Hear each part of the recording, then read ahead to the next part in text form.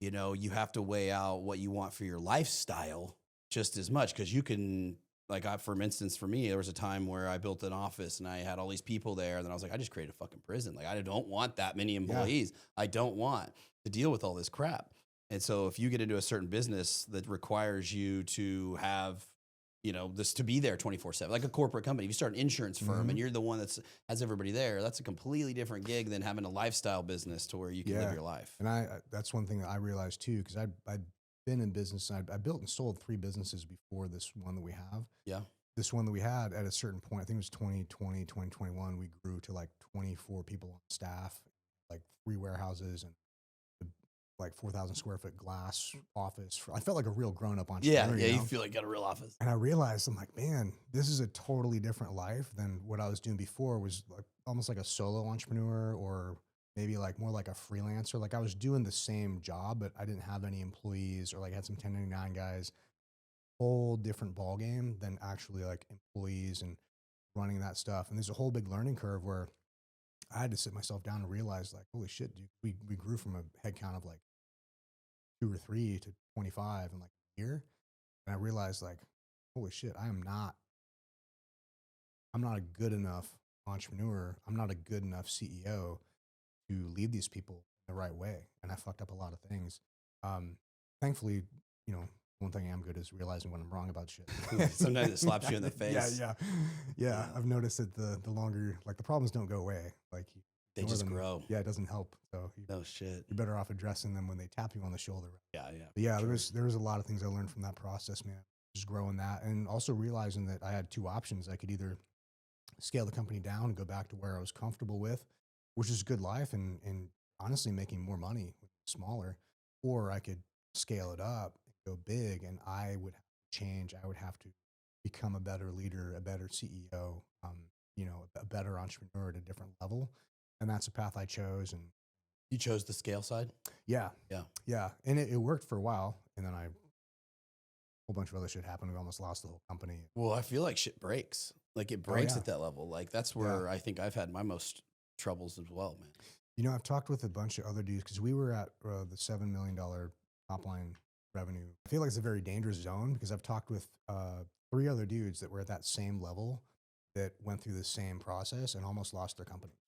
So I feel like that $6 to $7 million level is a very dangerous time period. It's because that's the time where you start to get disassociated from the day to day. Because before that, like, you're the one running everything. You're the one doing the invoices. You're dealing with customers or clients.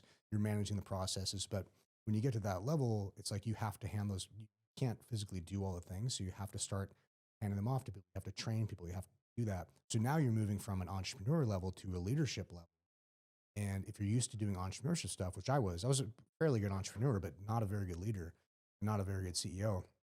So I had to figure out what I was messing up, and little things, man. Like I remember one day I was going to the office, and Disney, my wife, who was the CEO at the time, she was like, you know, when you come into the office, like the vibe changes and everybody's like really on edge. And I'm like, what are you talking about? And this is like a Monday or Tuesday. Like, I'm like ready to go. I come into the office. I'm like fucking stoked. I'm like, let's go. Let's fucking grind, you know? And I would like listen to my music and come in there and I'm like, fuck yeah, let's go. And they did not like that. The team that we had did not like that. And I realized that I was putting them on edge. And part of this is I hired the wrong people. So it's a whole different mistake I made. But I realized that I was causing an issue in the company because of me not realizing how I was coming across and how I was affecting people. So then I was like, okay, well, how do I change this? I started listening to I'd listen to my music on the way in and then turn it to like, I don't know, fucking Britney Spears or something. The last 5 minutes. So I come in all like cheery. You're right. First couple, or I started listening to podcasts so I wouldn't be as like, you know, aggressive coming in. Started coming in like, hey bro, how's your weekend? Oh, what are you doing? This and that. So little things that like, it's not that I didn't care about. I was just so mission focused on the role and the job and the clients and the business that I didn't understand how to relate to the people who are running the business. Yeah. And so there's a big disconnect there. And that took me quite a while to figure out. And I hired the wrong people for some key roles.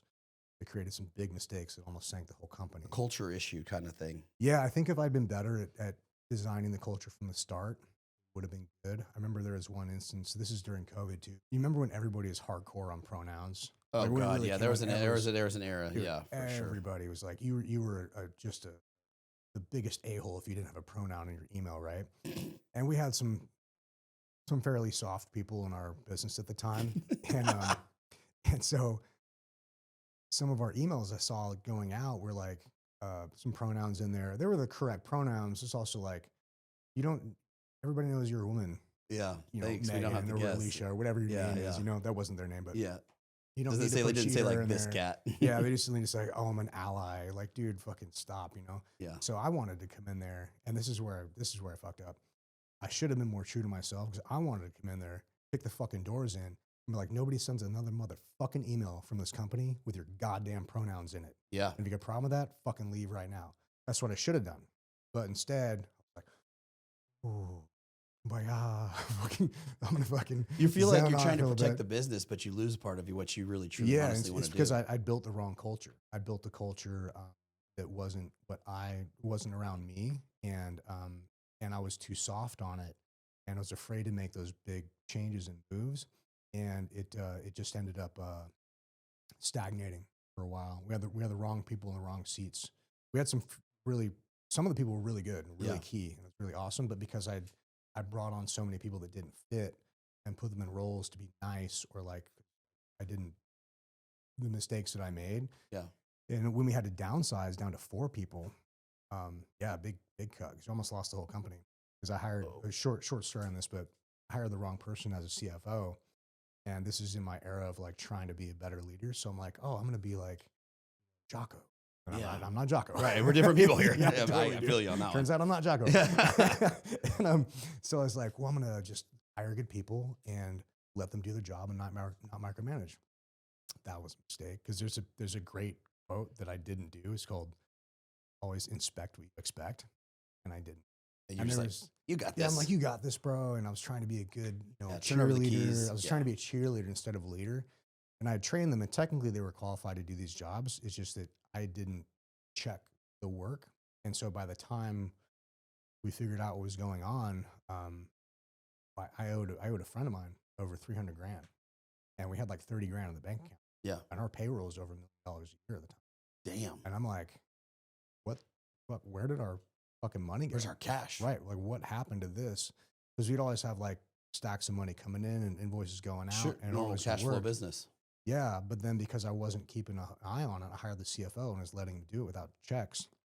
And also I was scaling hard. So I was like, every time we'd be like, hey, do we have money to hire these guys for advertising? Do we have money to, hire these new employees to do this other thing or these, whatever the role is to hire these out? And do we have money to commit to this lease on the second warehouse or the third warehouse or this fucking, this office space? His answer was always like, oh yeah, let me check. Yeah, we can do it. So it turns out we couldn't do any of it. So by the time we pulled the hood up and looked at it, we were losing $20,000 to $30,000 a month for a long time. Yeah, we were about $500,000 in the hole. Holy and we had shit. 30 grand in the bank account. I owed not just the bank. What was he doing wrong? He just does he not know what the fuck he's doing? He just didn't know what he was doing. That's the thing. And Holy shit. He just didn't know numbers. And but he had the degree in it. Yeah. I'm a high school dropout, so I'm like, I trust this. Yeah, I'm gonna trust him. And must be one of those A players we're supposed to hire. Dude, yeah. So it turns out I should have trusted myself more. I should have gone with my gut, built the company a little more around me and my personality and the culture that I wanted. And hire people that wouldn't mind if I like check on their stuff. And also I could have done a better job of checking on it where it didn't come across as micromanaging. I could see that. Like, hey, weekly, let's show me what you're doing. I'd love to be more involved. Like, how can I help you like scale this out? And what do you need to do your job better? Like what Jocko actually does. For sure. And man, I learned a lot from that. And thankfully we were able to, make some moves and a couple Hail Marys that worked and bring the company out of a fucking nosedive. Right. But that took us a couple of years to recover from. Dude, it never is fast enough. That's the problem, is when you do get into deficit or you do get that problem, you want it to be over that pain so bad that you want it to just be over tomorrow. But it's a slow dig out. It took us way longer than we thought. We're still digging out parts of it too, because once we had that problem solved, you found the next hole in the bucket. Yeah, because I'm like, okay, but that was the worst time in 18 years of entrepreneurship where we knew what the problem was, but we didn't know how to solve it yet. That's like the worst feeling in the world, man. Bro, I remember, I've been so stressed out. Fucking dude, it's terrible, man. This is Yes. where the 9 to 5 starts looking real good. You're bro. like, your buddy's calling you to go hang out. You're like, I can't even, like, I'm going to throw up. yeah, I have no money. I don't even want to someone sit in my room with Dude, the I lights remember off. There was this one night I was sitting in bed. It was 4:30 in the morning. I remember this night, literally 4:30 in the morning, and I hadn't slept. I'm just so stressed. I'm staring at the ceiling. Still up? What are you doing? And I'm thinking, yeah. And I'm like, I don't know how I got us in this mess. Like I'm a shitty, or I'm a shitty husband. How did I not see this coming? And she's like, she just looked at me. She's like, babe, I don't know what we're gonna do either, but I know we're gonna. And that's how I know I married the right fucking person, bro. Yeah, no I shit. was When you're in the like, oh my trenches, she's God. not, bailing. Yeah, and then we that took us about 4 days to figure out what to do. And then once we figured out what to do, the solution, we figured it would take us about 6 to 9 months to like right the ship. Yeah. And that would have worked, except then the next problem popped up. Always. And then we had this other issue, Yeah. next problem. So it's been just a constant freaking battle, man. Yeah. I want to ask you something you brought up a second ago about you being a leader and stuff, and you coming into the office, listening to music, getting all jacked up. One, I think you nailed it with it's a culture issue with like that didn't match your vibe because like because I think it comes back to military too. You being a team guy, you being an instructor, probably pretty intense. That's just an intense environment, right? Yeah. I think a lot about my military experience and how I could act and be in that environment, or a platoon with the guys to get them riled up would have been totally different than how it is bringing on some people.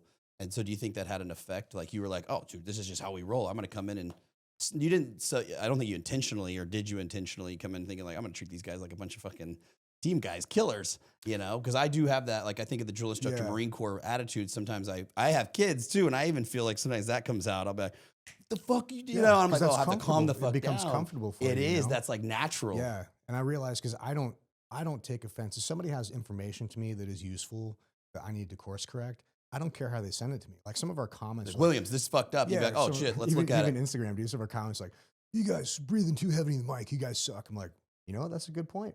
Thanks for bringing it up. No problem, bro. Like if you're right, you're right. So I don't really care how the information comes because I'm always looking to get better. I want to accomplish this mission.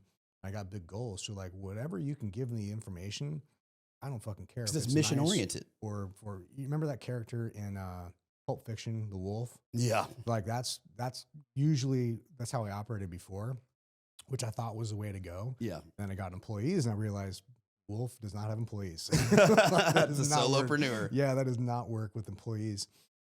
So it was a really big learning curve for me to go away from that because that's what I'm comfortable with. And most humans have this thing where you think that everybody else views the world the same way you do. I think it's human nature. Yeah. And that was a really big eye opener to me where, oh my God, they don't view the world the same way. So the way that I'm talking to them, which wasn't gruff or bad, or I wasn't motherfucking people. Yeah, not at all. But I just wasn't talking to them in the language that they needed to get my point across. I wasn't being a good leader I think to be a good leader, you have to meet them where they are. So the big part of good leadership is communication. And there's a great book called The 5 Love Languages. Okay. And I learned this from a relationship, which been for 9 years on and off, very tumultuous relationship. I thought I was going to marry her. Thank God it didn't work out. Sometimes the greatest gifts are unanswered prayers, True. right? And so it didn't work out, but in an effort to understand her more, I read this book, The 5 Love Languages. Fantastic book. I'm glad I didn't read it before the relationship, because I might have been able to save the relationship. Yeah. But I realized by reading the book what I had done wrong and what we had done wrong in that is that there's 5 different love languages. And regardless of what they are, we had both been showing each other love in the ways that we wanted to receive love. And so by doing that, we both felt completely unloved in the relationship. So we just missed each other. So there's a lot of that in the communication with the business world too, where like somebody, maybe their thing is they like to be praised, or like, hey, you did a really good job, or hey, we're really proud of you, or whatever. Like, sure. To me, I don't care about that at all. And I don't like gifts, and it's just not my love language. Right. For other people, they feel really seen and heard when they get a trophy or an award or something, or what's it, service, words of affirmation. Like, hey, you did a great job. Everybody's proud of you. Feel that. And so that was a big eye opener to me, where I need to, number one, find out what motivates them in that way. And then I need to speak to them and communicate with them in the ways that matter to them. And I realized I had not been doing that. I had been just talking to everybody in the ways that the team in the military, that's just how you talk. Like, It we is. got a mission. Most of the information is coming towards you. It's not in a positive No, light. it's never in a nice way. Yeah. Yeah, so you deal with it, Yeah. and you got to solve the mission. The mission's the only thing that and the matters. fact is that like most people, They don't give a fuck especially how in you the wanna hear yeah, it. especially in the civilian world, they just don't operate that way. That's a good But point. the other caveat to that is that the one person in our organization that was prior military was our CFO. Oh shit! Yeah, he was an EOD guy. So he was like, Roger that, but he's still fucking it up over here. Yeah, he ended up fucking us over intentionally. Other shit.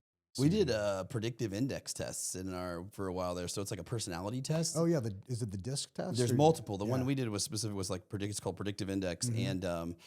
and that's when it was eye opening to me, like Mhm. what you just said about people's affirmations. Because I have a bookkeeper, I have this, and so I give it to everybody, and I had them write down like things that I built a sheet where I was like, well, you know, how do you like to be praised? I asked all these Yeah, questions. When's absolutely. your birthday? What's your favorite candy? All these things, so I could give them stuff.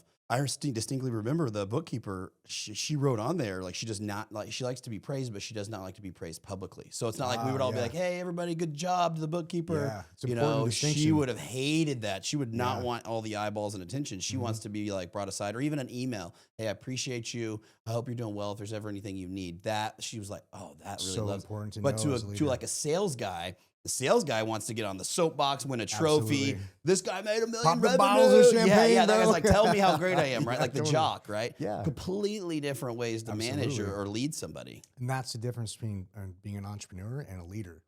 That's a different, and that's what I was missing. Is I had no experience with that yet. Same at first, for sure. Yeah, but the fact is too.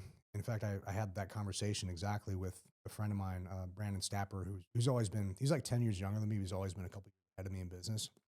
He died in a helicopter accident in Africa later, but Damn, I in was- like a civilian helicopter. yeah, That's fucking. yeah, that's a whole wild story. Yeah.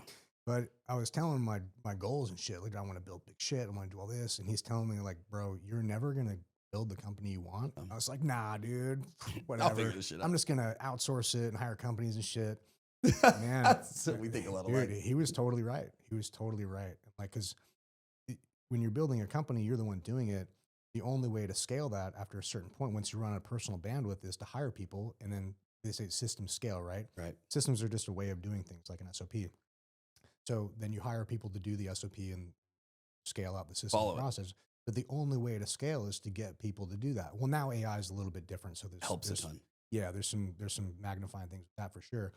But the fact is, like, you still need people in the equation, and if you don't know how to relate to people, talk with people, or connect with people, you're never going to be able to get the work out of them that you need. Because Yeah. every employee, I mean, unless you're building like a $100 million company where you can pay somebody, you know, I'm going to pay you $2 million to get like the best of the best, Yeah, whatever A that class, is. freaking somebody from a company Yeah, that somebody who's already did it. actually better than you at the thing. Yeah. Most of the people you hire are not going to be as good at you. They're going to be like 85, 95% if you're lucky. So you need to be okay with that. And Yeah. but if you talk with them whack, or they don't align with you or whatever, it might be 50%, might be 40%. Yeah. They might go negative, and they might thank your True. fucking company. True. And guess what? As a CEO, it's all your fault.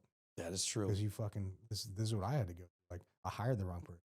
Like, yeah, he made some mistakes, but I'm the one that dipshit hired hired him. the guy. Yeah. Right. And I'm also the idiot that didn't check his stuff. And I didn't, you know, there's plenty of warning signs going through, but I'm like, I just wasn't. Well, you're probably the visionary of the company, right? Like you're more the visionary. Yeah. So I have a problem with being the visionary. I don't want to follow SOPs. Like I just like a cowboy. Like I don't want. I know they're needed, Mhm. but that's not a good standard, You're not right? the operations guy. Yeah. I don't, because the visionary most of the times like creative and doing these things, Totally. and it's like, and so like literally like Colin over here, like I'll be like, we need SOPs. I know that they're needed, but I don't even follow the fucking SOP. So what good of a standard is that? And But that's with the nature of being a visionary, right? So I think we talked about this book before. It's called Rocket Fuel by yeah, Jim Rocket Rockman. Fuel. Yep. Great book. So they have for the people listening, they've got the visionary, and then he calls it an integrator. But I it's more like an operator from Mhm. in my experience. But they're two totally different personality types, and that's Right. actually why I position Disney as a CEO now, because she's a fantastic operator. Like, she's way better. She'll operator follow than me. SOPs. She wants to follow SOPs. Yeah, she's good at creating SOPs too. So like, what I do is I'll try 100 different things, and 99 of them don't work. Same. They're terrible. But I'll try one thing, and I'm like, okay, this has potential, and this will start to work. And then I'll build out some things that I'm doing right. Yeah. And then she'll take this and she'll be like, you're fucking it all up. Yeah. And then she'll be like, Get out of it. Yeah, and then she'll take my, my chicken scratch of like, here's the things that I'm doing, and she'll build out systems, processes, SOPs for this, and then we can stick employees on. And she's really good at like communicating with people, like seeing them for what they are, like Knowing what really you're good at, knowing what you're bad at has a big impact on that. She's a way better CEO than me, but I didn't realize that until I had to go through that process, and I realized, fuck, I guess I am more, not that I'm a good visionary, but that's where I'm most useful in the company, is just trying a bunch of shit and realizing that most of it's not going to work out, but I have one thing. True. I'm like, okay, let's do this. And for us right now, that's the podcast, and it's been a wild freaking ride, but it's working in a way that I think this is our 8th business. The only other business I've had that's been this, like, I don't say easy, but when you try something and shit just lines up for you. Yes. And it's just like one thing after another. The only other business I had that was that, like, just instant momentum was the first one, Forge Clothing. Yeah.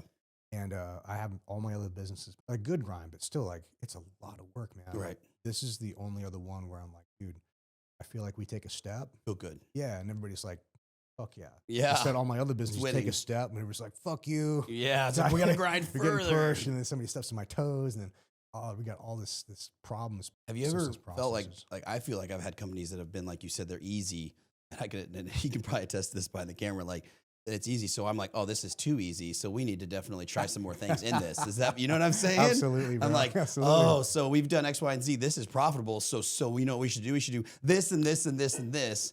And then it just completely falls to hell. And it's like, holy shit. I mean, we're at that point in one of our businesses where it's like, okay, less is more. You know what I mean? Dude, that's exactly true. That's exactly what we went through with when we were scaling Industry up to that $7 million level. We would have been way better off if I had at least stopped it for a couple of years, like 4 or 5 million. Stabilized. Yeah, we didn't need 25 employees. We needed maybe 3 or 4. Could have done the same thing. But I'm not alone. Yeah, dude, I was so gung ho on grow at all costs. I didn't take any money. I never paid myself only what I needed to, like, buy Chuck Taylors or something. Yeah. And a Lambo and shit. But Yeah, like, that's important. Goes, yeah. But like, literally not taking like a salary or anything. Yeah, I wasn't putting anything away for rainy day. I wasn't investing anything. I was like, I'm investing myself 100%, and I fucked up. And then by the end of it, you have nothing. I had nothing. I paid there, a bunch of employees, wasting $1 million a year on fucking payroll for mostly ungrateful employees that stabbed us in the back first chance they got. Jesus. Not all of them. Some of them are really, really, really cool. Right. But I was like, dude, I should have, what I should have done differently was got it to a point, peeled money off, put it in my pocket, or put it into real estate, or put it to the side, like you said, rainy day fund or something. Right? Yeah, not just throw it back into the company. But you hear these things. But you hear all these things, like not just social media, but like from other mentors or things like that. We're like, pour gas in the fire, burn the boats, go all in, and that's not always the best advice, right? Well, especially burn the boats. It's like, I love that from like a romantic, like, entrepreneur. Like, I could see it from like, I finally quit my job that I hated and my other business is successful. Okay. But that's a timing aspect to it. Correct. Exactly. That nobody wants to talk about. Yeah. Oh my God. Because it's not sexy. No. It's usually a lap over, right? Dude, You don't just quit your job and be like, oh, my business will work. Because your kids could be freaking on food stamps, dog. 100%. I built and sold 3 companies, so I still had a day job. See, that's not the burn the boats. That's a smart play. Yeah, it's because most things I try don't work. And also, a lot of people don't realize that most businesses, even if they're successful, aside from like unicorn success, will take 3 to 5 years to get to the point where you can peel off enough money to actually live off it. Another interesting thing that most people don't realize, unless it started a company and gone through that process, is that scaling company doesn't make you money. Scaling company costs you all the money you have.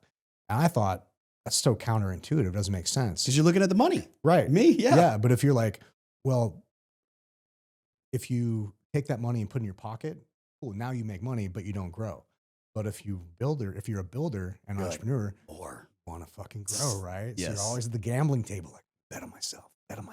Can you hear these stories of guys that like, and it's usually, you may have heard of like the black swan effect, right? Like, it's like, it's very rare that the guy that does exactly what we just said actually has this black swan effect, which is a very unprobable situation. All the moons and stars aligned, and they bet on themselves. They keep burning. Elon Musk, a great example. Yeah. Like, he took all of his money that he got, he sold his companies, and completely keeps dumping it into those things. He's living on couches, bro. Living on couches. Rent, you see what I'm saying? Like, And so you hear that and you're like, oh, well, that must be what I'm supposed to do. But that's not always what entrepreneurs should be doing. And I would say most of the time, not. Especially like when I was doing that. There's no foundation. Yeah, I had no kids. I had no like relationship. I had no responsibility, no real like adult responsibility. So I could do whatever I want. Whole different ball game when you're like a dad or a mom, you got kids to take care of, you got a mortgage payment, you got like, and then your employees are a whole different thing too, because you got a responsibility to them. The world looks very different when you're, you know, a single solo operator with no other external, like, you know, Liabilities, people, responsibilities. Exactly, like grown up responsibilities. And that's a time to take risk, but it's you got to weigh your, you know, adult man responsibilities with that vision and drive too. Exactly. Like, hey man, why are you trying to get this money? Oh, take care of my family. Well, you're not helping your family if you fuck it up and you're all living out of your pickup truck. Correct. Like that's not a win for anybody. Yeah. You know? So, you know, don't gamble with things that really, Yeah. everything's a gamble, but like you really got to weigh those. It's a big smart. Everything's going to be a risk. Even staying in a job that you hate is a risk, Absolutely. right? We know what the return's going to be. It's going to be nothing basically. Yeah. But you know, one of the things I think about is just the liability of, like you said, leaving, not doing that, and then you're left over with resentment. Yeah. Right. You know, interesting thing too. I didn't realize I got out at 10 years, and I talked with a lot of guys and other you know, military guys active duty, and it's easy to find military entrepreneurs now. So I'm sure you get a lot of the same questions too. Mhm. Guys in the military are like, oh, I want to get out and do all this stuff. And one thing I always tell them now that I did not realize at the time, because I got out at 10 and I took a job teaching at SQT as a Department of Defense civilian employee for a while, like 8.5 years. And that's what paid the bills. So it allowed me to put all the money that the businesses. You get a stable income. Yeah, I could gamble on that, and I could put all the money back into the businesses to grow them faster and then sell them for more. So it worked. But I didn't realize the military is the only entity that pays you retirement as soon as you leave. I thought all business. I thought even DoD doesn't do that. Oh, I didn't know that. No, I didn't either. So I got in it. I came in at 19 and got out at 29 or 30, and then I immediately took a job at DoD. And I was like, oh, what's this retirement look like? But even if I had taken it for another 10 years and then added in, which I would have had to pay for, like $1,500 or $2,000 a month to pay for this retirement, to add in the previous military time to the DoD time. That's kind of weird. That's super convoluted. weird. I'm probably fucking up the numbers, but it's not like you don't just get your 10 years retire 20. Okay. And even then, I couldn't retire at 39. You'd only get that DoD retirement at 55. Oh shit. Yeah. So there's a massive gap in your timeline. Huge gap. So if you come in at 19, say you come in at 20, right? Yeah. And then you retire at 20, that 15-year gap from like when you retire at 40 versus 55 and the rest of it, and if you're getting disability and all this other stuff, the military retirement is actually a couple $1 million. It's true because it starts immediately. Exactly. People don't realize that. It's a really good deal. That makes sense. And that's it pays you forever. Yeah, it pays you forever. Like it's a couple $1 million. Plus, like you said, VA or anything like that. Yeah, and people are like, oh, it's not a lot of money. Well, that's because we live in fucking California. Like, oh, well, 1,000%. Yeah, I mean, if you're living on $4,000 or $3,000, whatever, another state, like, and you're not doing shit, and you still could do something else, it's a big difference. But what it does too, I think it gives you a safety net, and also you get the TRICARE and all the other stuff. So if you have a family and responsibilities there, I didn't realize how good of an opportunity it was. I still wouldn't have taken it. Yeah. Because you're getting to cost your life, right? Yeah. And I was in for 10. I was fucking sick of it, and I was out. For sure. I could not have spent another fucking 5 minutes. Yeah. When you're done, you're done. Yeah. Those people are done. They're cashed out. I was so done. I didn't even get my DD-214. I just left, bro. Really? Yeah. Did you ever get it? I got it like a year ago. Yeah, that's crazy, man. So it was like paperwork you were just lacking. I just hated the paperwork, bro. Because you have this sheet where you go sign out. And it was like 35 people I got to sign out with. I went to one guy and he's like, this. I'm like, dude, fuck this. You just left. I just left, bro. Damn. I'm like, what are you going to do? Stop paying me? Exactly. Like, whatever, bro. True. Yeah. So, I got my DD-14.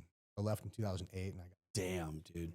I get a lot of people that reach out to me, for social media, for business advice, or thinking about getting to real estate, or thinking about jumping off in entrepreneurship in some capacity. And what you said a second ago resounds with what I try to reiterate to people is like the risk that the risk at 25 years old with no kids or no family at least is massively different than somebody that's like, hey, I want to get into real estate. Hey, I want to quit my job, and they're 35, 45.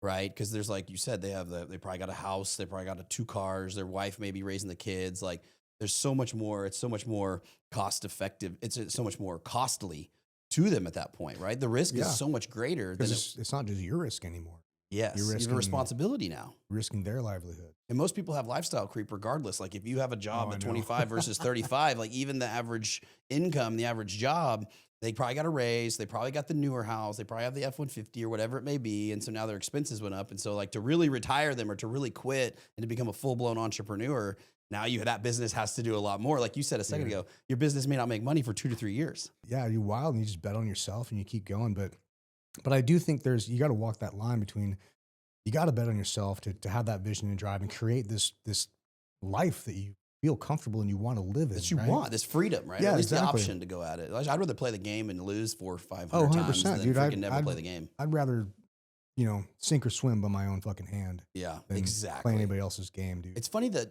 I think that's common in entrepreneurs. Like we're just really starting out. Most of us that feel, I mean, the guys I hang out with at least are like anti-authority. Yeah. Like we just don't want to be told to do anymore. Dude, it's one of those punk rock things you can do. It really is, dude. Like living off the government ain't punk rock. you Hell fucking no. Collecting leftist a check, going to fucks. a 9 to 5 you hate isn't punk rock, Yeah, bro. you're a barista. Like, yeah, oh, when you you're 9 think to you're 5. rebellion over You're here. not punk rock, dude. No, you're Yeah. like, hey, do you have insurance? You know what I Yeah. mean? That's what they're asking. We're Go, like, fuck go it. start a coffee company. Exactly. And realize that all your employees are fucking varying degrees You of fucking change your hating tune you. real quick about Yeah, the shit bro. you believe. Yeah, you find out what real punk rock is. Yeah, exactly. Yeah, it's wild. I mean, part of that is growing older and like older man. Maturity. Yeah, but also part of it is the experiences that you get, and I feel like entrepreneurship will really accelerate. Like if you want to have like a real full life experience, like this human existence that we have, Yes. and you're like, I want the human existence from fucking A to Z, right? Right. Fuck, man, you should be an entrepreneur because holy shit, It's a ride. it's a fucking ride, bro. man. It's a ride, good or bad. Yeah, good or bad, exactly. Like the highs yeah. are high and the lows are low. Yeah. And you really get to know yourself. I was about to say The that. personal journey. Yeah, the self-awareness aspect of it is phenomenal for self-growth because you can't succeed if you constantly fuck things up, right? Sure. So I became a better person, I think, a more relatable, more well-rounded, probably better liked person by having employees, being an entrepreneur with employees, because I just was not aware of these things and my weaknesses were being made extremely obvious and glaring. And I had an option. It was like, do I say fuck you and then just abandon my dreams? Or do I reach inside and be like, shit, man, like these are very real shortcomings of mine. And what do I need to do to get better? Yeah. And that launched me on a journey of like trying to be a better leader, listening a lot to Jocko, which helped me out a lot, even though I fucked up all his principles. Yeah, I feel And you. just trying to figure out that thing. But through the process of that, I feel like I've become the next evolution of myself, which is a weird thing with the new podcast that we're doing as well, because I'm realizing that I love the term main character, right? You and I have talked about this. I love a lot, this. I though, love yeah. that you use it. I think it's great. I think it's great, mean, man. I fully believe, and people think, oh, that's you think you're the main character. No, I No, think, it's real. I think everybody should be the main character of their own fucking life, right? Right. I mean, don't be an asshole on the the bus Yeah. yelling at people or the Yeah, don't be an like, asshole. "Hey, Yeah. Yeah. But I think everybody should be the main character of their own life and treat their life that way.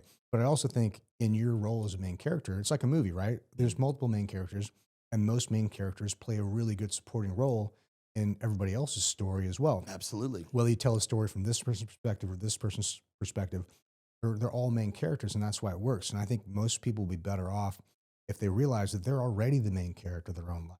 They just don't fucking treat it that way. I don't act like that. Yeah. And so what I realized through that process is that, and especially the podcast, because my role in the podcast is, like we were talking last before, it's not me. Like it's not about me. I tried a podcast with just me before. Yeah. And it was fucking crickets, bro. Nobody gives a shit. But now that our focus is other people, other stories, other things, I'm realizing that where I'm best utilized, like my strength now, is connecting people. You're a great connector. I Like, try to, man. phenomenal. I learned a lot of that from Brandon Stapper, the guy I was telling you about, Really? the helicopter crash. Yeah. Yeah. I remember the one time I realized like he does it different was he did an intro with me and somebody else. And most people do an intro. I used to do the same way, like three-way text. Hey, bro, meet so-and-so. Boom, done. Yeah. Right. So he did it totally different. He's like, hey, bro, here's my friend so-and-so. He's good at this. Here's where I think you guys can connect. And here's intro to this other guy, something positive. And then I think you guys could talk about, XYZ, and no need to connect me. Yeah, or that's no what need you've to keep connected on. me with people. Yeah, and I think that's the best way to do it because you need some context for it. Sure, And it's also like, who is gives a this little, guy, right? yeah, and also I don't just connect everybody. It's like Right. everybody to connect is like because you're kind of on the hook. You are, right? Yeah. You connected with this guy and he screwed me over in business or something, Yeah, right? totally. Yeah. You're like, fuck, Yeah. man, There's many sorry. times I've referred somebody and I'll have a caveat. I'll be like a warning label with it. Yeah, Especially in the sometimes- contracting world. Yeah, sometimes Like, you hey, get text here's on the Jose. side like he's really good at this, but don't do this. Yeah, exactly. Yeah, Make sure you totally. don't pay him in advance. Yeah. So I think I've discovered that my little niche in this world now is trying to connect people and tell these other stories, and I think that's why the podcast is gaining the traction, momentum it has, is because it's not me at the forefront. It's me utilizing the skills that I have that I learned through like sucking at leadership to communicate and connect with people and draw these stories out of them, and also the infrastructure that we have to put together. Like this show is like a legit infrastructure, man. There's a lot, but you know what it takes to build that. Yeah. It doesn't just come together. You could shoot on an iPhone, but it's not the same Yeah, thing. no, it's not the same. Yeah. People don't probably know from the outside looking in how much it takes to even do a podcast like correctly or any of that stuff, or Dude, it's literally my full-time job now. damn. Yeah, Wow. because Disney runs industry. Like she's not just a CEO. Like it's not an empty title. Like she's a. Yeah, I made her a CEO. She's a better CEO than me. that's awesome. And excuse me. And so Well, I want to touch on that. So, Yeah. do you feel too? I mean, I've made this mistake, and you can tell me if I'm wrong or I'm the only one that's made this mistake. But it's like at the beginning in the honeymoon phase of something, like starting a podcast. A good example for Mhm. this for everybody watching this. It's like, oh yeah, I'm just going to do this, and then you take on that, and then you're like, oh, I'm just going to start this thing. Oh well, I can do this, and then your bandwidth gets maxed, and you don't even realize like, oh, in order to be really good at that, you just nailed it. Like you're like, that's what I do that's my full time thing. yeah. Because in order to be good at it, you literally have to do it because you're competing with people that are Yeah. just doing that. Well, that's what we're doing now. Is like this is basically the other business that we have, like the production company industry, and then the archive. The plug in my own shit here. Plug it, absolutely. You But should. the fulfillment company, those kind of run themselves because we have a great crew. Our warehouse crew is fucking. Your yeah, warehouse crew is badass. You've given me the tour. I love it. Dude, they're so legit. They're just like all Oh, quiet, like dude, listening to their own music and things. I'm so It's glad we legit. have them. They're perfect. But my day to day on that, I spend maybe 20 minutes a week on that business, maybe 30 minutes a week. Perfect. It runs itself, and Disney handles a lot of the things. And industry, I kind of like jump in when I'm needed, but overall, it's not a whole lot of work. So those are my day jobs now. So I still have the day jobs while I'm building this other thing. So I'm doing that exact thing that I did before. I'm not burning the boats. I'm not selling all my companies and Yeah. fucking jumping in on this. I'm like, hey, these are my day jobs. These are what pays the bills.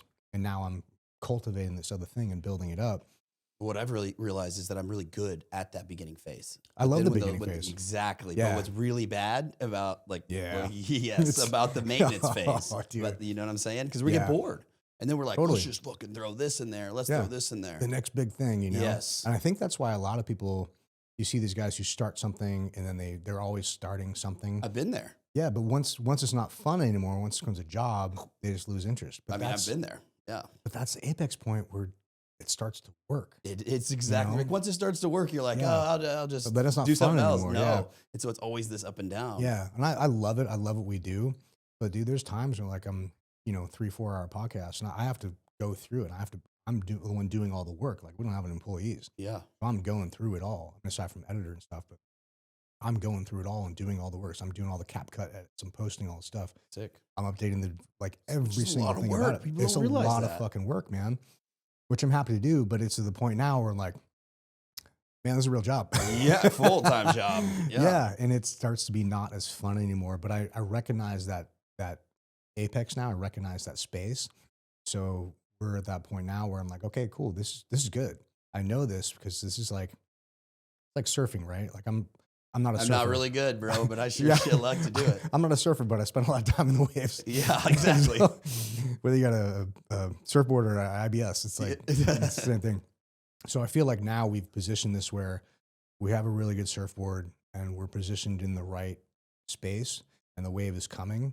I just need to stay here. It's hard for a personality like So mine. hard because there's so many other shiny objects. We could do this, we did this, we got this. Absolutely. But now I know, like, nope, we're doing what fucking works until it's profitable, sustainable, scalable. We're going to apply scaffolding, get employees, start mixing this Huge. out. and then we're gonna line up all the other things we want to do now. Or doing all Discipline, this shit. man. It's That's the so hard part. frustrating, bro. It's I remember so starting my frustrating. first company and then it being profitable, and I was like, everything. And like my mind opened up.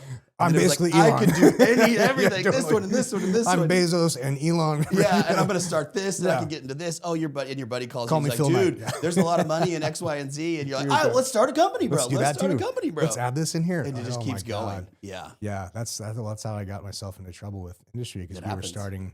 were starting photography services, content services. We're starting marketing services. Holy shit. We're starting everything, bro, and that's how we got our headcount up. And the key thing, and everybody I think the thing that saved us in that moment that everybody should do, that we do now, is we had started to have departments within our team. So we had like 5 people that were our client service people, basically. Or HR, brand client managers. service. Yeah. yeah, we call them brand managers. So Okay. we had 5 people that were brand managers. We had some people in marketing. We had people in, all the normal departments. And I was like, where the fuck is our money going? So I did a P&L, not just for the company, because the company looked okay, but it wasn't really clear where the money was going, where we were losing money at. Yeah. So I did a P&L on every department and every person. Okay. And what I realized, we had 5 brand managers, only 2 of them were profitable. Oh, wow. I was like, well, this is a problem. Yeah. And then we looked at the trajectory of like, okay, some of them are new. At what point? And we realized every brand manager is not profitable for about 3 months and profitable, but some of them weren't. So we mapped out that trajectory, and the ones that weren't profitable on that scale, we're like, hey, sorry, these are the You cut 'em. metrics. Yeah, you got to cut. And one thing that saved us too, I don't know if this is useful for anybody who's in that same, going through that same space, but one of the mistakes I made was that I didn't realize how bad the problem was at first. And I thought, oh, I'm going to only scale back a little bit. I was worried about, oh, what are going to think if I not shutter the business, but what if I lay off all these people? What if I do all this shit? And I'm like, nobody's looking at your shit, But bro. that's a real thing, though. Like I've dealt with, like I think every Yeah. entrepreneur or anybody that's Oh, it's yeah. like you think that everybody's, I can't believe Ryan shut down that one company or stopped doing that one thing, and nobody fucking Nobody cares. fucking, people are way too interested in their own lives. They don't give a shit what Absolutely. you're They have doing. too much shit going on. Yeah. And so what I should have done, so we slow played the cuts. We went from 24 but it took us a year and a half to do that. For people? And that's one of the Yeah. reasons it took us so long to recover, is because I was like, oh, we'll let 1 or 2 people go. And because they're hard, dude. I hate firing people. It's the I hate it worst too. part of I business. think that's dude. the same visionary thing, though. It's like we really Dude. like to build and be teams. Because and work. it's a failure on your part. Like You when do you feel like a when you failure. build something and you hire people and you sell them on this vision and this thing that doesn't work out, Hey, it's let you go now. a lot of times it's not their fault that it didn't work out. It's your fault. And Always. you're firing them because you failed. Yes, And that is the worst fucking feeling ever. it is. You remember like almost crying a few times for firing people, and they're good people, bro. Right. A lot People of them you are, like, people that you really, wanted really around. good people, and it's not their fault The that company's not making the money. I got this company in this position, but now I got to let them go. So you'd have been better off letting you think you just boom. Looking back now, let we 20 should people go. have cut hard. We should have cut fast.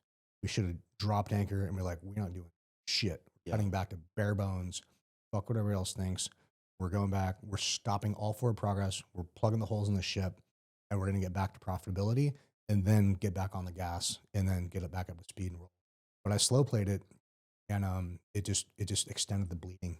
We're just bleeding for too long, It made the timeline even and longer that's to why recover. that's why it took us years to recover from. That makes sense. Just You 'cause heard I the was- term, right? Like hire slow, fire fast.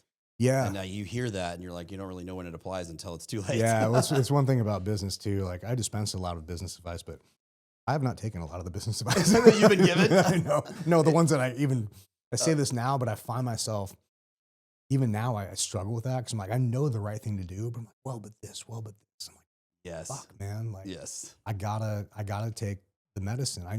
Oftentimes, you know what the right thing to do is. You just make excuses for why. Oh, Well, do you think it's? doesn't apply here. I literally have gone through this with one of my companies, Yeah. like within the last 6 months, and I talked to a consultant, and she was like telling me all these things I need. I was like, I know all this. Like, I Right. know what to do, but I've realized, and I was talking to my wife. She's in my businesses too, right? I was telling her, I was like, I fucking hate doing some of those things. Like I am not good at it. I don't want to do Yeah. it. Like I am bad about setting the SOPs. If it's doing X, Y, and Z, like, and so it's like I avoid the work that I know needs to be done because I hate that aspect of it. Right. Yeah. And I think that's the lollipop as an entrepreneur too. Is like you get comfortable only doing the things that you like doing because Yeah. you can. Well, because like, it makes other people money do at it. first, right? It Mhm. does, but it doesn't scale. Yeah. It's tough, man. But it's it's got to be done, dude. Like there are certain things that also too. I've been fortunate to be able to talk with people who are way ahead of me in business, like, you know, $1 billion companies and stuff. And it's funny. I was having a conversation with, well, Andy Frisella from Yep. Freeform, Yep. and I was talking with him when I was going through this, and he was in the middle of building out his like $100 million expansion. This is massive, with sick. Yeah. It's crazy. The things they have built. Yeah, and I was talking to him about it. I'm like, hey man, this is what I'm going through, and he's like, dude, I'm going through the same shit. It's just the decimal point's in a different place. No shit. I was like, fuck. Well, he's way smarter than me, so he didn't make the same mistakes I made. Right. They course corrected quick or whatever. Yeah, yeah. Right? That's how they get to where they are. Exactly. He's But way I better can see that, entrepreneur than me. I mean, there was a time in, like, you talk about staying up and not being able to sleep. Like, there was a time earlier in my business that I just, same situation. And that's when Jocko's book came out. And I realized, like, if I'm the problem, I'm also the solution. But I had this epiphany because I was, like, really hard on myself, which us, I think, guys are. Of course. And I was like, If you're smart, you're hard on yourself. super hard on myself. Like, I if you're got us not- here. I fucking yeah. got to get us out. If I you're gotta not, figure you're it just hard on out. everybody else, and you blame everybody Yeah. else for it. And I was like, and so I had this realization, like, you have $10,000 problems, $100,000 problems, $1 million problems, $100 million problems, but like the emotional feeling that you're feeling is the same. Exactly. And so I thought to, like, people, like, think about Sears or think about Toys R Us, think about being on the board, think about being an owner of a company that scale, or at least being on the board and being responsible for something that large. Oil and gas is huge in Oklahoma. There's many companies that are overnight worth $100 million. And then then they're doing 700,000 people layoffs. And these impact our economy massively in the Midwest. It's a whole town. And so it's like, well, I can't imagine that. And then you see CEOs, or you hear stories of CEOs committing suicide and jumping out the building or whatever. Yeah. And like, but I guess what I'm saying is I had the realization that the stress the feeling's the same. Yeah. It's the exact same. If you're in $100,000 problem, like $1 million could have solved your problem. Like someone's like gave you cash or you found a bag. Absolutely. They would have solved your problem. Yeah. Maybe 100,000 at the beginning or whatever. Yeah. And so it's like, that's the same what you just said about Andy. The decimal point's just in a different spot. Yeah, man. And I think there's a lot of power in owning it too. Jocko nailed it. I'm gonna fuck up what he's saying Extreme here. ownership, yeah.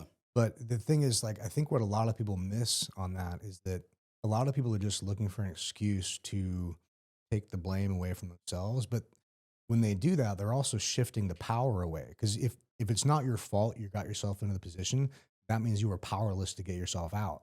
Yes. But if you own it and you're like, hey, I'm the reason that this happened, I'm the reason that we're in this position, that means that I also have the power to make the decisions, the to make the solution moves becomes to clear. get us out. Yeah. Yeah, but a lot of people don't want that. They're not willing to be introspective and take that blame on themselves. And you can see, man, there's people that we've talked about that are, high 7-figure companies that are now completely fucking in the fucking drink. Yeah, gone. Yeah, completely gone. Because this one person I'm talking about in particular is we're still suing him, so I don't want to say his name. Yeah. But he's an example of fantastic visionary, great guy.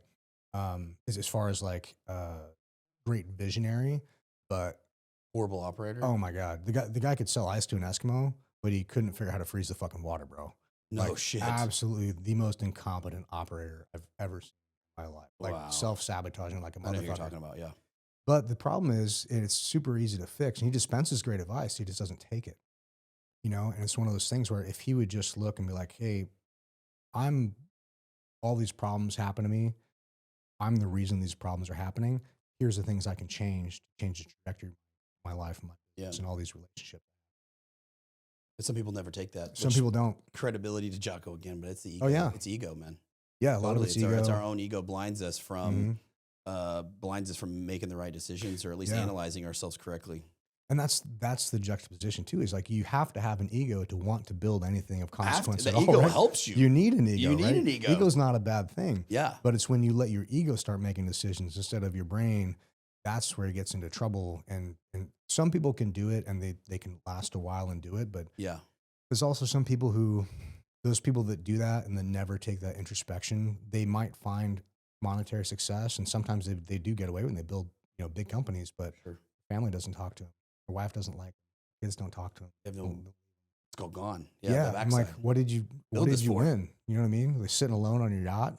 Yeah. Like, yeah. Is that a win? Like, I don't know. Maybe. Depends. I mean, guys double down on it. I've been fortunate that I've had connections in the past in Oklahoma and stuff that people have done really, really well, or been in entrepreneur groups and things like that. And you see that they went all in on the business, but the whole other side of why they maybe even started with their family and their lives fall apart, bro. Let's dive into some more about your experience. People always love hearing, and they may not know you if they're following me or something like that. So let's dive into some of your team guy experience and some of the funny stories and anything else. I mean, whatever else you want to dive into, man. I'm happy. Mediocre team guy. I wouldn't say that. I mean, just I think the instructor side of it was super interesting. You know, you don't hear much about from that perspective and leading these guys and having a bunch of, it's like drill instructors with recruits, right? I'm sure you got a fucking funny story about all these guys that come out. Yeah, well, that was way more, I think I had way more impact on everything in the SEAL teams as an instructor than I ever did as an operator. Yeah. I never got to do anything as an operator. I was just like the most average team guy I've ever met. Like, if I would toot my own horn, maybe slightly above average in some things, but people probably don't know that about that, right? They think they watch movies, they hear all these stories on social media. Maybe They don't know that there's a team guy that just went through the teams. Dude, it's like every other thing. My dad has a great dad joke, which is one good dad joke. Because he's a doctor. He's like, what do you call the person who graduates last at medical school? What is it? Doctor. So they're still the back. It's true. I mean, there's a guy in the platoon in the Marine Corps that graduated. He's a Marine still. Dude, and he's a complete idiot. It's the same way in the SEAL teams, man. I mean, there's guys that are like, dude, like unbelievably phenomenal operators, just do some insane, like top tier epic stuff. And there's a lot of guys in the middle, like me. And then there's some guys that are like fuck, they let you in. Yeah. But I think that's the way with their, everything. There's people that slip through the cracks, and it is what it is. Would you talk about the team guy drama right now? Oh, that drama? You may not have to say any names, but there's a lot of team guy drama on social media right now, and you guys may put the two and two together. Yeah, that drama. I can't talk about that drama, but I will say, in general, there dude, is a lot of the comments that are made on social media about team guys being fucking drama queens, unfortunately, are fucking true, bro. Dude, I hate to admit it, but man, like, I can see why Delta got the op to go get Maduro, because if it was the team guys, it'd be like, bro, there'd definitely be some selfies up there. I mean, I'm not that Playboys, bad, man. But dude, I mean, it's gotten to the point where, I mean, I'm guilty of this too. We have a fucking Navy SEAL podcast. Like, true. There you go. True. I mean, why not? It's a lot of your history, and it does attract a lot of attention. It's badass. I'm pissing in the wind here, obviously, but some stereotypes are true for a reason, and team guys are normally notoriously fucking kind of loud, main character type personalities, which is good in some aspects, and not so good in other aspects. But the one thing I noticed when I was starting my first company, Forge Clothing was the first brand that I started in 2007 with my buddy Mikey Sowers. We were both instructors at the time. And I'm sure you've experienced this too, and just the trajectory of entrepreneurship is that a lot of your friend group, especially if you come from a community of like-minded people, sure, they'll be everybody wants you to be successful until you're more successful. That's a real deal. It's so true, man. It's called the crab pot mentality. Yep. Which is where, if people aren't familiar with that, it's essentially fisherman has a bucket of crabs, and any one crab can climb out of that bucket. But what happens is the crab gets to the top, the other crabs pull him back down.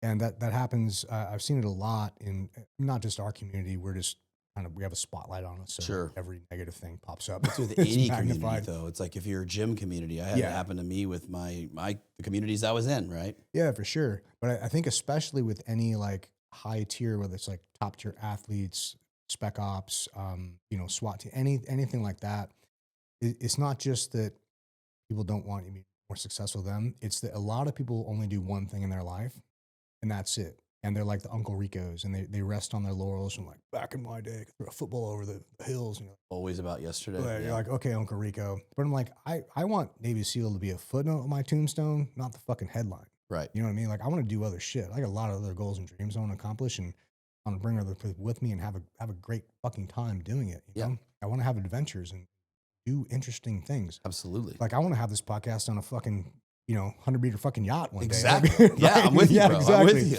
And so what I realized is that when we were first encountering that negativity, because when we first started Forged, when it was just starting out and wasn't going anywhere, everybody's super supportive. Like, oh yeah, bro, we got you, like this and that. But when it started to gain traction and it started to go well, those same people were like, fuck those guys. Oh, Yeah. they sold out. Oh, and they're fucking prostituting the Trident or whatever it is, but it was negative. And what I realized, it took me actually a long time to realize that, but w- what I came to understand is that a lot of people who have done something that would be considered hard by most standards, right? Yeah. So Navy SEAL is a metric that is considered hard. Like climbing Absolutely. Everest is hard, divorce is hard. There's certain metrics of hard that like this is a known It's an hard earned thing. title. Yeah. SWAT time, whatever happens to be, but it's a known metric of hard. So a lot of people, when they have that and they're in that community, when somebody does something that's different, whether it's above or just different, they take that as diminishing their own accomplishments, even though they don't realize that, and they're instantly negative about it. Oftentimes, they don't even know that's why they're mad about it. They just feel pissed at like, oh, this guy came from our community, now he's doing this. And they don't know the reason why. They just feel like, fuck that guy.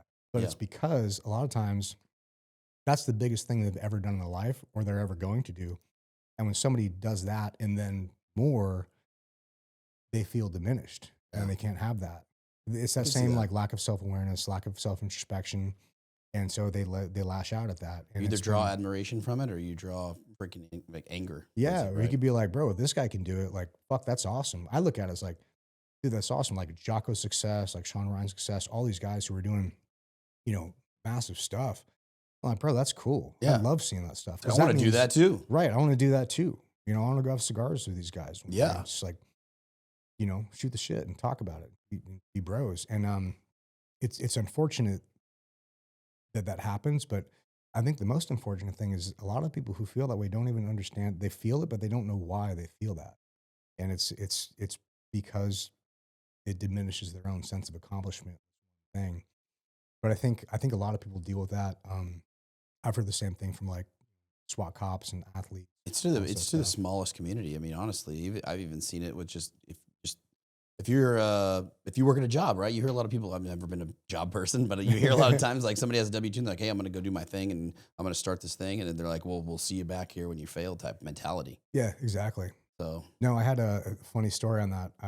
When I left, the active duty teams, I was an instructor.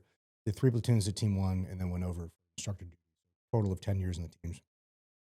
And when I left third phase as an instructor, I took a job, Department of Defense, as a SQT instructor, which is there's BUDS, which is about 6-7 months, and then there's SQT, which is SEAL qualification training, which is 6 to 7 months. And the way it's structured now is at the end of that, the guys get their Trident, and then they're full on SEAL. Then they go to the SEAL team. So at the time, I had sold my second company, which is a kettlebell company, Demon Bells, which is like kettlebells with faces on them. sick. I That didn't was- know you started that.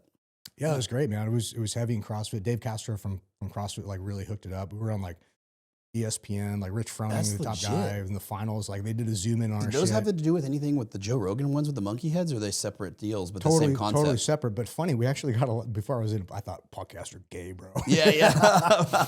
And Joe Rogan actually mentioned us on his podcast, which I never saw. I still got to look it up.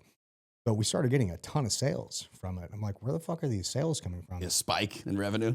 Yeah, and it was because Rogan mentioned us on the podcast. This is also like 2012, so it's very different. So I sold that company, and then because I had that, I had just started Industry Threadworks, which is our production company. Because my job in the apparel brand that we started was to run production, all this stuff, and you've had apparel produced. Like normally what happens to make this a short story.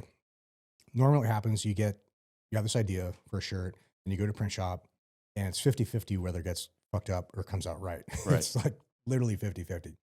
So when we were running Forged, a lot of our friends were running companies too, and they would come to us and be like, hey man, our printer's fucked up. Like, can you guys run our apparel for us? Sweet. I'm like, yeah, sure. So I've actually been doing this for, over 15 years.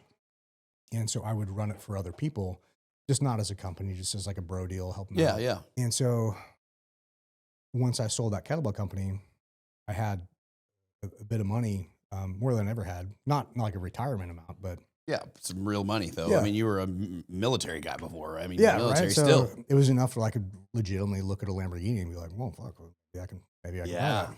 And so I ended up buying one, but I still had a day job at SQT. I was a civilian instructor at SQT, but they had us wearing the same uniforms as the active duty instructors. Oh. So, but the students knew that, like, because I had a big old like mullet. And, like, it Yeah, was you didn't have definitely- regs. I was hair. not in fucking Yeah, regs, bro.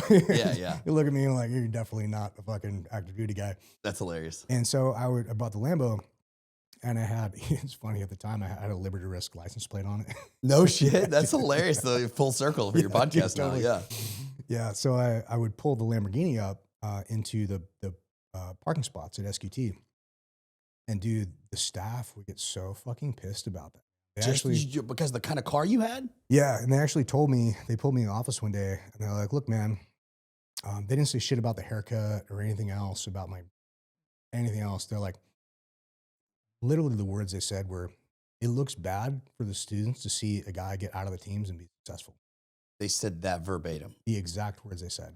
I That's was like, insane. "What the fuck are you talking about?" I would think the complete opposite, right? Yeah, It would be an so- inspiration for guys that get out. And I get where they're saying too is like, because a lot of guys like they come to SEAL teams for, well, here's the thing, to back up, the guys who come to SEAL teams for aspirations, like, I'm going to use this as a stepping stone to go do other shit. Like that's not going to get you through the fucking 5 a.m. swims when your buddy's peeing on you and you're like, dude, thank God you're peeing on me. It's really warm, bro. Thank you. You know? I'm so cold right now. Yeah.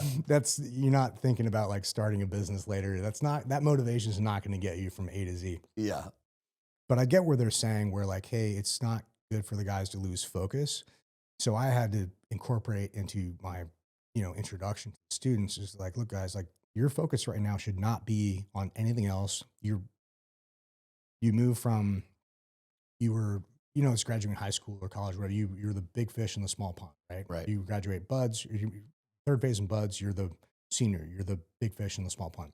You go to SQT, you start small fish and you get to be the big fish again. But what they don't realize is that you get to a team, bro, you're a brand new guy, man. Same thing again. Like everybody here has been through buds. Like nobody gives a fuck. That's your that high you're a five. SEAL. Yeah, you're all a SEAL. Like so is everybody, bro. Like, Yeah. shut the fuck up, Yeah. And so I get what they were trying to say was that you don't want guys to focus on other things. And so I had to incorporate into my introduction speech. And those guys was like, look, guys, like this is my trajectory after spending 10 years in the teams. My focus when I was a team guy was to be the best fucking new guy I could ever be. I didn't think about business until literally the last 6 months I was leaving. Right. And I would spend nights sewing my own H gear in the airloft, sewing it up. It's probably why my first marriage didn't. Well, and she was a stripper blowing dudes in the back of a strip club. But There may be that. Could be that too. Yeah. Yeah. But I was like, look, guys, like you can take this path if you want, but don't focus on this now.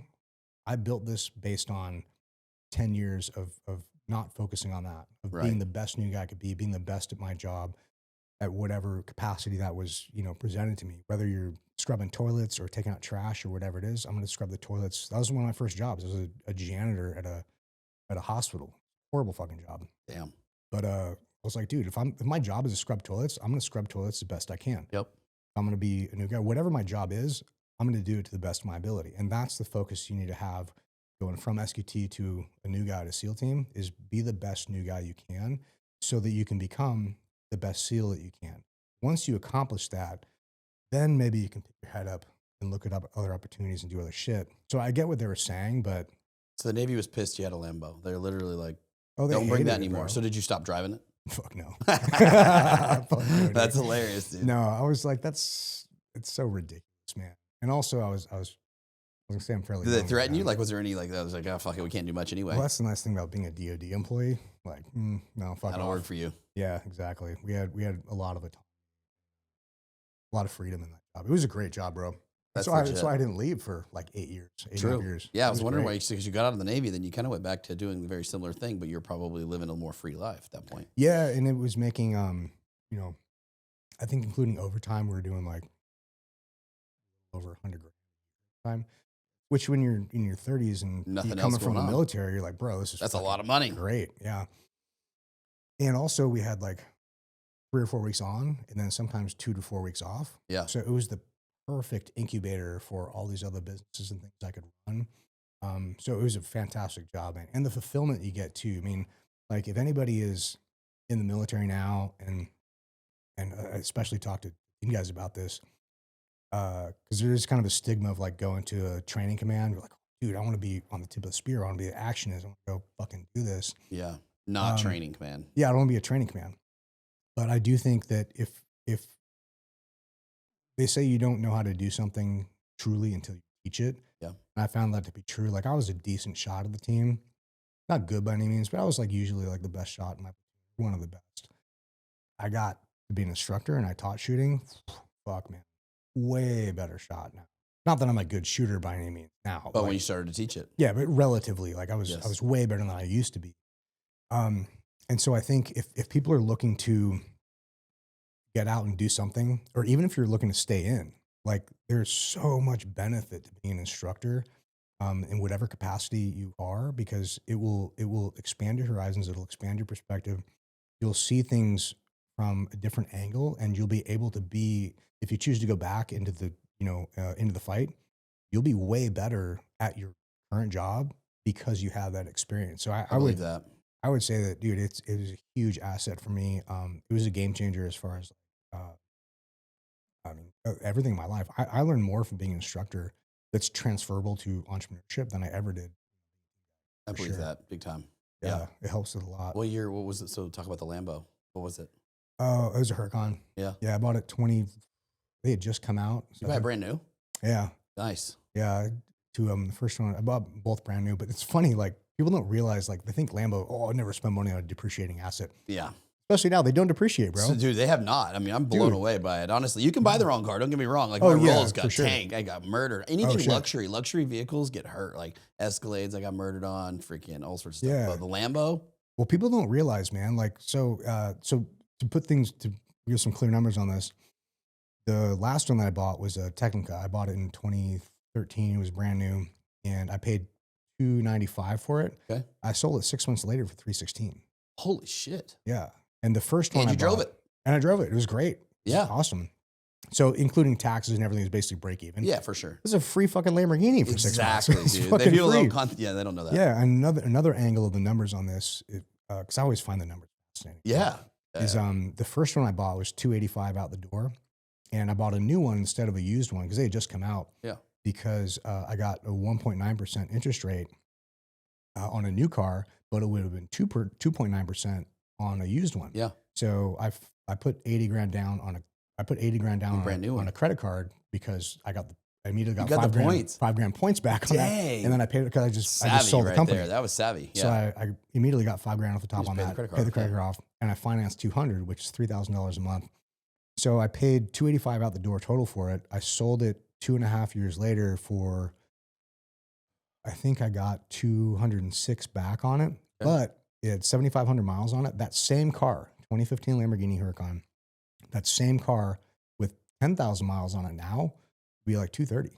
Oh yeah, 240. absolutely. Yeah, mine's got like 24,000 miles on it, Mhm. and it's a 2015. Yeah. But it's got a VF supercharger. I can Oh, probably sell sick. for what I got it for. Yeah. People Absolutely. don't I understand bought it that for like about, 220, and I could probably sell it for about yeah, 220. people are like, oh, depreciating. Or even if I sold for 200, like Yeah. at $20,000 over the course of I've owned it for almost 2.5 years now. Yeah. Oh, They do not depreciating understand assets. that. Like, bro, And, like, anytime anybody says that, you got you 1.9% don't understand. You don't financing? understand exotics. No, they Well, don't. this is also like That's super cheap. 2014, Yeah. 2015. That's so it's great. I different. didn't even know. That's wild. Yeah, I mean that's not available now. Oh, well, I wasn't Yeah. even looking at cars at that point of interest rates, so I never thought about it at that. Yeah, That's- it's a weird thing, and I had no idea about this, but I went to and also where you buy it matters. Not to get.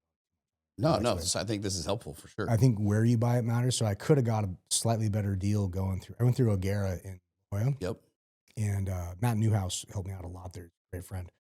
But I could have got a slightly better deal going through Newport because they do higher volume, so they have more leeway. So I probably could have saved maybe 10 grand going through Newport. I did not even know that. But it's the driving experience and the ownership experience that matters. So O'Gara has a ton of networking events, like every couple months, they'll put something together. Legit. They'll bring people together, and it's super fun. Oh, super didn't you cool. go to the release of the new one? Yeah, totally. What car was that? That was the Huracan replacement, I think. Yeah. I don't know. It's like What- half electric or I something. forget the name of it though. Yeah, it's a beautiful car. Yeah, but but didn't you get a newer one? I remember you telling me yeah, that it Technica. sucked. You were like It fucking pissed about sucked, it. bro. If I could have got rid of You that, told me not to sell mine and get a newer one. Oh, Oh, you dude, were like, keep the 100%. 15, keep the old school yeah, like, style. I want to buy another one, but only 2015 to 20. They changed to electronics in 2019, so only 2015 to 2018 because that if I could have sold it the next day, I would have fucking sold You're that pissed off. it. I fucking hated that fucking car, bro. Tell us why.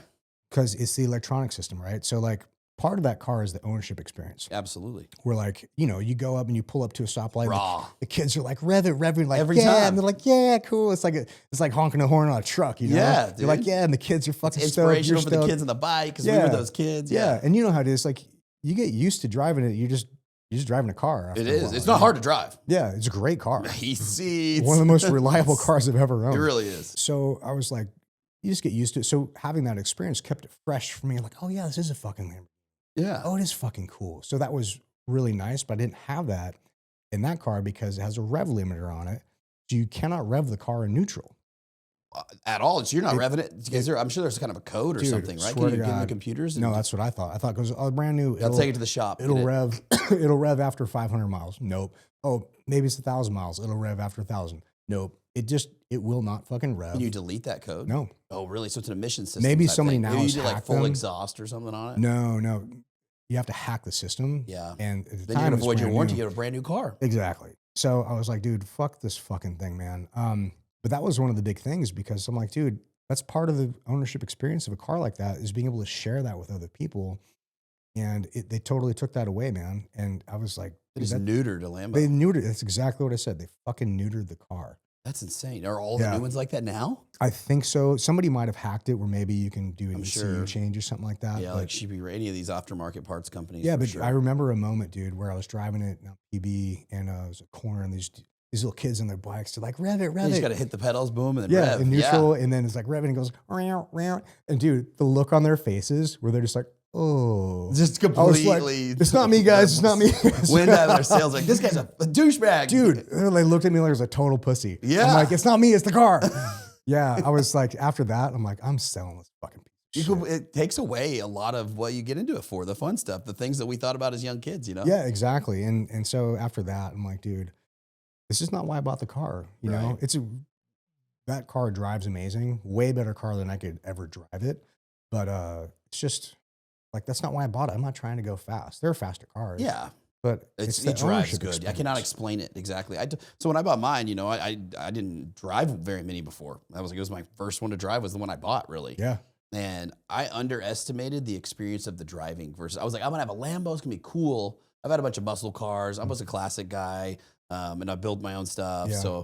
But I Sure. underestimated how fucking fun the car is to drive. Dude, it's a phenomenal car. It just goes and then goes right where you want it to go. especially the all-wheel drive ones. That's 'cause what mine is. Mine's all-wheel the drive. second one I got was rear-wheel drive. Yeah, It's actually slower. because it Like, way slower. deregulates itself. Yeah, so it limits the power because it doesn't Yeah. have enough Oh, traction. you'll just slide out from under you. But You're just gonna I'm, put it in a ditch. I'm not a good enough driver I'd be to dead. do that. Yeah, I just, wow, hell There yeah. was quite a few times the all-wheel drive one saved my ass. I bet. remember one time I was cruising going way too fast where I should not have been driving that fast. And I hit a dip that I didn't see because I was trying to show off for a buddy. Yeah. And the car came off the ground and tilted a little bit, just like 1 or 2 degrees Whoa. of angle. But I was like, oh fuck. So I just stayed on the gas. And because all-wheel drive, as soon as it hit, it's like, whoa, sucked back in. Yeah. I'm like, bro, if that was a 2-wheel drive car, I would have wrecked it. Sure. Hydroplaned I would out. have wrecked it for sure. I'm not a good enough driver to recover from that. Well, I don't know. I mean, that would be. I don't know. Yeah. I don't know. If skills can save you from that one Yeah, sometimes. maybe, You know. but yeah, it's one of those things. I'm like, well, I'm really glad this car is What do you have now? a 2005 Sequoia. Yeah, but you got the Willys. Oh, the Willys, yeah. That's tight. Yeah, I love that car, man. It's So what is took it? Night? 5 What year is that thing? 43. 43. But we chopped it into 4 parts and extended it 19 inches. Oh, And it's got 37s on it and a built 383. It'd have to be lengthened for your feet. I didn't think about this, but there's no way like you could like dude, those things would be tiny. It'd be like for me. I tell you, I've had some sketchy cars in my day. The sketchiest car I've ever driven was I first bought that thing because I had a V8 in it, and I bought it sight unseen from some guy in, I don't know, some other state, and I drove it like 1.5 miles from my warehouse to the shop, Toyota truck shop to build it. And dude, that was the sketchiest car I've ever driven. I was going like 50, and it felt like fucking space shuttle, bro. It was Just a total fucking train wreck. man. dang death trap. Yeah, totally. I'm like, So what'd you do to fix it? Like what'd you change on it? What'd you mod on it? well, now it's essentially a custom car. Yeah. Like the whole thing is extended. There's only, it's got, I think the only thing we didn't fuck with is the grill. Every other body part is You chopped. got different wheels and changed. tires. I've seen the Yeah, pictures. the drivetrain is completely different. I think the only thing stock on the frame is we have maybe foot or foot and a half of the original frame rail. In the middle. Oh wow. Other than that, it's a whole custom car. What motor's in it? Pretty built 383, Okay, like a 350 stroker motor. Yeah. Cool. It's aluminum heads. It's probably around 400 horsepower, which for that thing. But I'm always afraid to get on it because I would be so afraid. One time I was leaving the gym and I just put it. Is it automatic? Yeah. I don't want the auto on that thing. And I put it into gear and just tapped the throttle a little bit. Literally, the drive shaft fell out of the car. Snapped it, dude. Yeah. I'm like, oh god, dude. That's hilarious. So it's been a labor of love, but I love it, dude.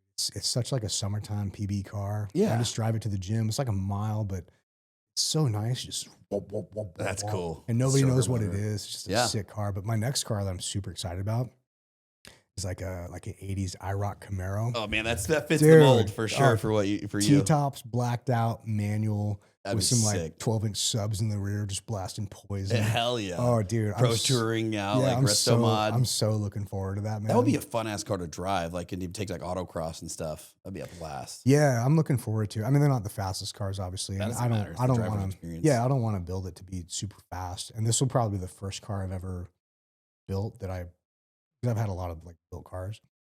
This would be the first car that I'm actually putting a stereo in. You know, none of your other cars, you just didn't give a dude, shit. just bumping Motley Crue, bro. Yeah, hell yeah. I'll grow my mullet out, bro. Again, that'd be sick. Like Do no it. sleeves allowed. You know, Yeah, it's gonna be fun, man. I'm looking forward to that. But and cars, I don't know how to explain it. You either have the bug or you don't. Like it's such a passion. Like I think it's a huge social media issue. You know, especially with the Lambo. It's such a controversial conversation about the Lambo. You're like flexing on it, but like I'm in a car guy. Like in general, like, it doesn't matter what it is. That's why I tell people I have just as much fun. You know, it's not about the flex. Yeah. It's fucking literally. It's a great car. Cars, bro. Yeah, it's a very divisive. Isn't maybe the right word, but it's a very nobody's ambivalent about a Lamborghini. You either, or very few people are. You either love it or you hate it. Right. And I think some people just hate the person because they have one. That's true too. You know, it's funny when I had the first one. My wife and I moved from San Diego to Austin in 2017. And I had the car, and we thought, oh, we're gonna move up to Austin, cheaper, you know, everything, all the shit that Texas sells you on. And so we moved the car out there, and dude, instantly my insurance tripled. In Austin? Wow. Yeah, it's because they have hail out there. Oh yeah, that will just destroy it. It'll I'm totally, from Oklahoma, bro. It's hail. Right? It'll totally. Yeah, you'll get the softball size hail. Yeah. Dude, I remember we pulled into our parking spot one time, and there was this car next to us. It looked like an ex-girlfriend that hit it with like a ball peen hammer like 1,000 times. Just a bad winter. Like, what the fuck is this? It turns out it was hail damage. So it's like, okay, I get it. But driving that car, I didn't drive it in Austin that much because the few times I drove it around downtown Austin, you know, I was driving a car in San Diego. People see a car like that. There's the haters, but most people are like, dude, fuck yeah, rock on. Like, because it's inspirational, you know? It is. But not in Austin, bro. I would drive in Austin, all these hipsters like, you know how many homeless people that could have fed? I'm like, dude, that's the attitude. Especially, I'm sure, in Austin, but it's kind of I hate to say it, but people talk about like the Midwest hospitality or Southern hospitality. There's a lot of envy because of the deprivation of money. Well, Austin's basically a communist fucking totally epicenter. Yeah, it was, and this was 2017. So you were one of the cliche Californians that moved to Texas and then said, fuck this, and went back. We lasted 8 months. We moved right back. 8 months. That's it. That was it, dude. Yeah, because if you've ever met anybody from Texas in the military, oh, Texas. And you know, their name is Tex half the time. Yeah, absolutely. They have always boots, everything. Absolutely. Yeah, and we got it's their personality. It's who they are. Yeah, it's a vibe. But we got sold on this, business is better in Texas. All the shit's better in Texas. But the reality was property taxes are higher. The business atmosphere, at least in Austin, unless you're in tech or construction, the business is slow, like really slow. Nobody wants to work hard. Nobody wants to do anything. So we were out there. We ended up doing 85% of our production still in San Diego because we couldn't find the only shop we found that was willing to work at the volume that we needed was 45 minutes away. Oh my gosh. Nobody in Austin wanted to take our business. It was weird, man, because I would go there and I'm like, hey, man, we could bring you at least $1 million a year in business, guaranteed, but we need these prices and need this turn time and all the shit. And be like, well, you know, we don't want to run a second shift. We don't want to work weekends. I'm like, that's the mentality. Dude, if somebody came to me and is like, at your business, bro, I can give you an extra $1 million a year in revenue. We're like, fuck yeah. Like, what do I need to do? Let's go. Like, yeah. Thank you for coming. Absolutely. I will make it fucking happen. What else you need? Not there. Yeah, it was weird, dude. One of the guys that I coached and mentored, he has a trucking company too. He's looking to get into real estate, but he has a trucking company. He's from California, and he says that he had an ad out to hire. He said he hired no problem. He'd have like 100 applicants for like 2 positions open in California. He said he started another division in Texas, and he was like, "I'm gonna, making the company bigger, like we all do. We're building our business." He was too. He's like, "I started a division in Texas because there's a lot of need for trucking in the Midwest. There is in the South." And he said he would have literally like the opposite. He would have 3 applicants for a position where he needed to scale that company on that side for like 3 applicants. He's like, nobody wants to work here. Yeah, that's how it was for me to get construction labor. It's a very weird thing. Yeah, it was not what I was expecting, but I was not unfamiliar with Austin. Like I've been there to visit like 20 or 30 times before we moved. I always loved it. Austin's a great place to visit. I still love it. Like it's a fun. I've been, yeah. town. I used to go to It's car great. shows up there. Like Oh, in no Austin, shit. Texas, yeah. Like they had the cruise down in The Round Continental Rock and one, yeah. the Lone Star Roundup. I used to go to all the hot rod stuff. Oh, I yeah, met Kat it's Von sick, D dude. and Jesse James back in cool. the day there. Yeah, when I was like right out of the military. Yeah, there's a lot of good things about Austin, but there's a difference between like, I think when you're visiting a place, you overlook a lot of the things. So now when people are looking to, I'm going to move here or whatever, or when we move someplace now, if we're going to move to another state, which you probably won't, what we would do next is, hey, we're going to get an Airbnb For a month. For a month, exactly. In the location that we want to live in, Yeah. and see what the traffic patterns are, what the lifestyle, What life patterns are. looks like, really. Exactly. Like, how do I like living here? Because Yeah. you overlook a lot when you're like, oh, I'm just going to visit. I got some meetings, and I'm gonna go to the bar and Yeah, hang you're out, having go to fun. the pool. Yeah, you're having fun. Yeah. But it's a very different environment when you're. That was my living in it. concerns about moving here. Like I was like, I visited it, bro, and then I just moved. Like so, I had a lot of. I mean, I had reservations, but not enough to keep me from coming. And Yeah. actually, it was the opposite. The expectations I had this expectation because I was out here when I was young. I lived here for a little bit with the Marine Corps, right?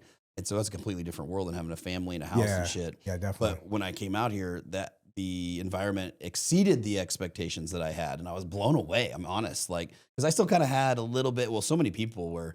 Good luck going to California, all the blue hairs. And I'm like, dude, SoCal's different, but I don't know. I don't live there. So I was reaching out to buddies and people I knew on social media. Like if we'd have met before, I would have talked to you about it. And they're like, nah, dude, it's not like that in Southern California, like where we're at. Yeah, especially like OC in San Diego, very different vibe. If you look at the apex of infrastructure and weather, it's the best place in the world. It's the best weather in all of California, or sorry, in all of the United States. Absolutely. And the United States has the best infrastructure of anything. Like my wife and I took a trip to London last year. I was so annoyed. It's bad. So annoyed. Yeah, it was, dude. I was so frustrated with it because the infrastructure, right? So like that, and it's because it's. I mean, there's a lot of reasons for that, but one of the main things was like she was going to go to some. She wanted to go to this equestrian thing. It was only like 30 miles away, which is California. It's nothing. Yeah. It's maybe 40-minute drive. Sure. Dude, it was 2.5 hours. Insane. It's because there's no freeways. There's 0 freeways in London. It's all cities because it's so old that they built the city before. They'd have to demo the cars. houses to make a freeway. Right. Yeah, exactly. So all these little things that I didn't realize until we came back from there, like, oh, that's why America. Yeah, little wild things like that, man. For the guests, tell everybody where they can find you. I'm mainly on Instagram, Invictus5326, and then Industry_Threadworks is our production company. New project that I'm working on. It's the most fun is the podcast, Liberty_Risk, which Liberty Risk, you know it because Explain it then real quick. So Liberty Risk is a term in the military, specifically Navy, for people who get in trouble a lot. Yeah. But they're also the people who have the most fun. Right. It's always the fun guys. And they always have the best stories. That's so, right. Yeah, our show, we just, we don't talk about business too much, which is, it's nice to come on here and talk about this stuff. It's like, we mainly just talk about all the shenanigans stories.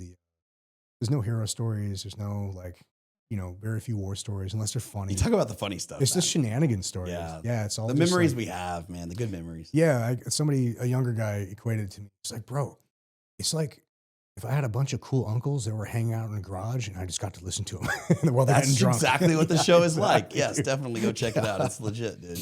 Yeah. It's been fun, man. So that's my new project. But yeah, we're working on that and yeah, dude, just trying to take the challenges and build and learn and progress. Same as everything. I love it, dude. I appreciate you introducing me and being very welcome to me when I came to San Diego, and appreciate your friendship. And I'm glad to have you on the show, man. Bro, I'm so glad we connected. Thank you for having me on. I appreciate it. For sure. Awesome, dude. Thank you, guys.